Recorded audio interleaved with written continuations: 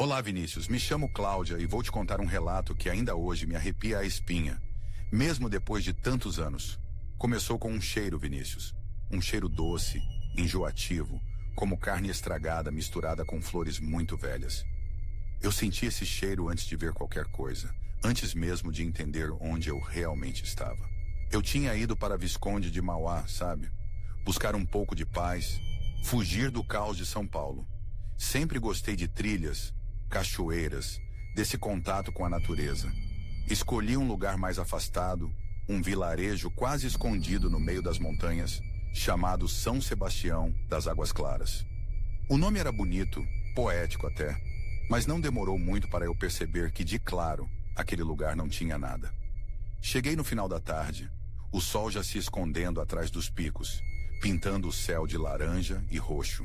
A pousada era charmosa, rústica, exatamente o que eu procurava. Fui recebida por uma senhora de olhar penetrante, Dona Marta, que parecia saber tudo sobre mim só de me olhar. Ela me mostrou o quarto, um chalé aconchegante com vista para um vale profundo, e me deixou sozinha para descansar. Foi ali, naquele chalé, enquanto desfazia a mala, que o cheiro me atingiu pela primeira vez. Pensei que fosse algo no quarto, talvez um vaso de flores murchas ou algum problema no encanamento. Abri as janelas, deixei o ar fresco da montanha entrar, mas o cheiro persistia, doce e nauseabundo. No começo, ignorei. Cansaço da viagem, talvez. Mas conforme a noite caía e o silêncio do vilarejo me envolvia, o cheiro se intensificava, invadindo meus pulmões, me dando ânsia de vômito. Desci para jantar no restaurante da pousada, na esperança de esquecer aquela sensação. O restaurante era pequeno, iluminado por velas, com um clima acolhedor. Poucas pessoas jantavam ali, a maioria moradores locais, pelo que pude perceber. O silêncio predominava, quebrado apenas pelo crepitar da lenha na lareira e o murmúrio baixo de algumas conversas. A comida era deliciosa, simples e caseira, mas o cheiro, ele estava lá também, pairando no ar, misturando-se com o aroma da comida, tornando tudo levemente repulsivo. Tentei disfarçar, respirei pela boca, mas era inútil. Perguntei à Dona Marta, que me servia o jantar, se ela sentia algum cheiro estranho no ar. Ela me olhou com aqueles olhos fundos, sem piscar, e respondeu com a voz rouca e calma. É o cheiro da mata, minha filha. Depois da chuva, a terra úmida libera esses aromas fortes. Não me convenceu, Vinícius. Aquele cheiro não era de terra úmida. Era algo mais, algo corrupto. Naquela noite o sono não veio fácil. O cheiro, mesmo com as janelas fechadas, invadia o quarto, grudando na garganta, pesando no peito. Eu me revirava na cama, tentando encontrar uma posição confortável, mas a angústia só crescia. De repente, no meio da madrugada, um som me despertou. Um som suave no início, quase imperceptível, como um lamento distante. Eu prendi a respiração, tentando identificar o que era. O som foi ficando mais alto, mais claro, transformando-se em um murmúrio melódico, uma canção antiga, cantada em uma língua que eu não reconhecia. A melodia era linda, hipnotizante, mas havia algo de estranho, de perturbador nela. Levantei da cama, fui até a janela e olhei para o vale. A escuridão era quase total. Apenas algumas estrelas fracas furavam o manto negro da noite.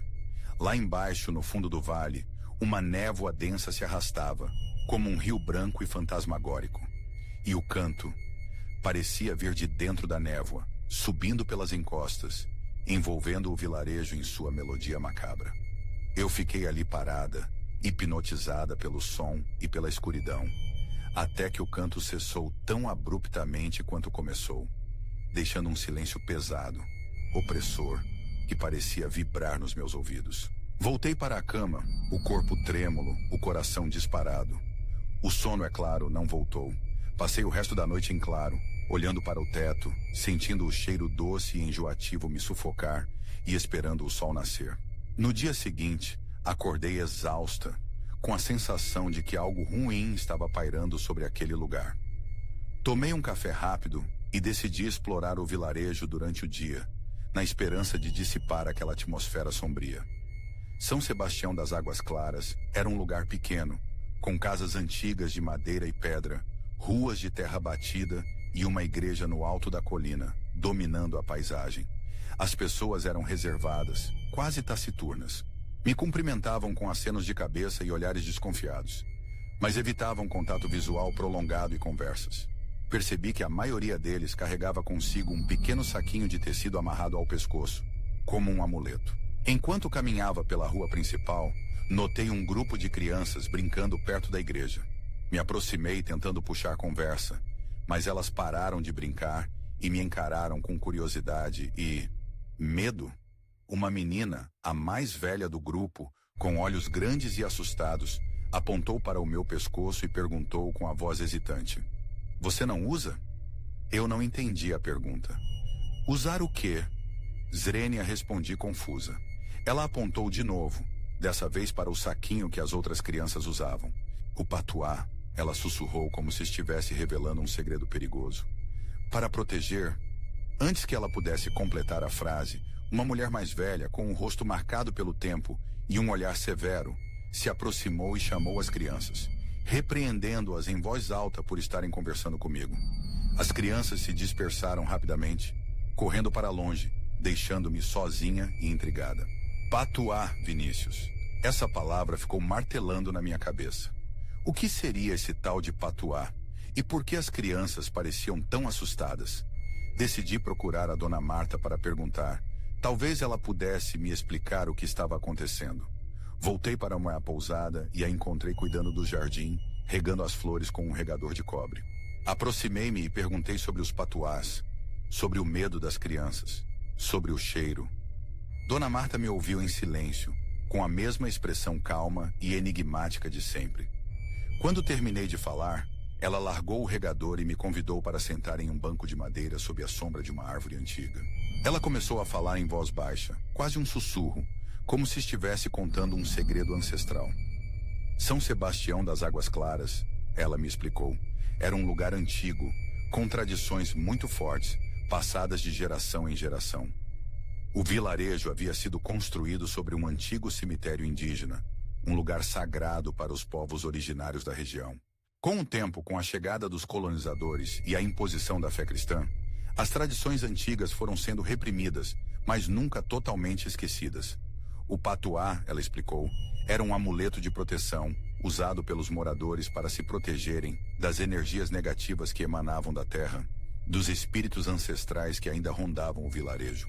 E o cheiro doce e enjoativo, segundo Dona Marta, era o cheiro da Senhora da Mata, uma entidade antiga, temida e reverenciada pelos moradores, que se manifestava de tempos em tempos, trazendo consigo sinais de doença e desgraça.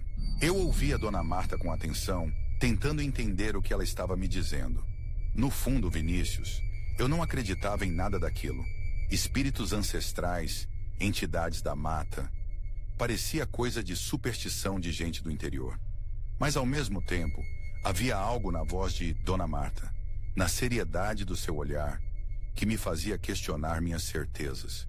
E o cheiro, aquele cheiro continuava presente, constante, como um lembrete constante de que algo de errado estava acontecendo. Dona Marta me aconselhou a usar um patuá como os outros moradores, para me proteger. Ela mesma fez um para mim, um pequeno saquinho de pano com ervas e sal grosso, e me pediu para usá-lo sempre, principalmente à noite. Eu aceitei o patuá, mais por educação do que por crença, e o guardei no bolso da calça. Naquela noite, o cheiro parecia ainda mais forte, mais intenso. O canto da noite anterior não voltou, mas o silêncio era ainda mais opressor, carregado de uma tensão palpável. Eu estava inquieta, nervosa, não conseguia relaxar. Decidi caminhar um pouco, respirar o ar fresco da noite, na esperança de acalmar os nervos. Saí do chalé e caminhei pelas ruas desertas do vilarejo. A lua estava cheia, iluminando tudo com uma luz prateada e fantasmagórica. As casas pareciam desertas, silenciosas, como se todos os moradores estivessem trancados em seus quartos, com medo de algo. Cheguei até a igreja no alto da colina. A porta estava entreaberta, uma fresta de luz escapando do interior. A curiosidade me venceu e eu empurrei a porta entrando na igreja. O interior estava escuro, iluminado apenas pela luz bruxuleante de algumas velas no altar. O cheiro doce e enjoativo era ainda mais forte ali dentro, quase insuportável. No altar, uma figura estava ajoelhada, de costas para mim, rezando em voz baixa. Pensei que fosse o padre, mas a figura era pequena, magra, vestida com roupas escuras e esfarrapadas. Aproximei-me em silêncio, tentando identificar quem era. Quando cheguei mais perto, percebi que não era o padre. Era uma mulher, velha e enrugada, com cabelos brancos e ralos, e o rosto coberto por uma máscara de madeira grotesca, representando uma criatura animal com chifres e presas. A máscara era pavorosa, Vinícius, emanava uma aura de maldade e terror que me paralisou. A mulher mascarada continuava a rezar em uma língua estranha, arcaica, que me causava calafrios. De repente, ela parou de rezar, levantou a cabeça e se virou lentamente para mim. Seus olhos brilhavam através das fendas da máscara, olhos vermelhos e intensos, que pareciam me atravessar a alma. Ela abriu a boca e um som gutural, animalesco, saiu de sua garganta. Não eram palavras, Vinícius. Era um grunhido, um rugido bestial, que ecoou pelas paredes da igreja, me preenchendo de pavor. Naquele instante, a máscara pareceu se fundir com o rosto da mulher, tornando-se parte dela, revelando a verdade por trás da Senhora da Mata. Não era uma entidade da natureza, Vinícius. Era algo muito mais antigo, muito mais sombrio. E estava ali, na minha frente, me encarando com ódio e fome. Eu gritei um grito agudo e desesperado e corri para fora da igreja, sem olhar para trás, fugindo daquele horror indescritível. Eu corri, Vinícius. Corri como nunca corri na vida. Corri pelas ruas escuras do vilarejo, tropeçando nas pedras, com o coração na garganta. O cheiro me perseguia, impregnando meus pulmões, me sufocando.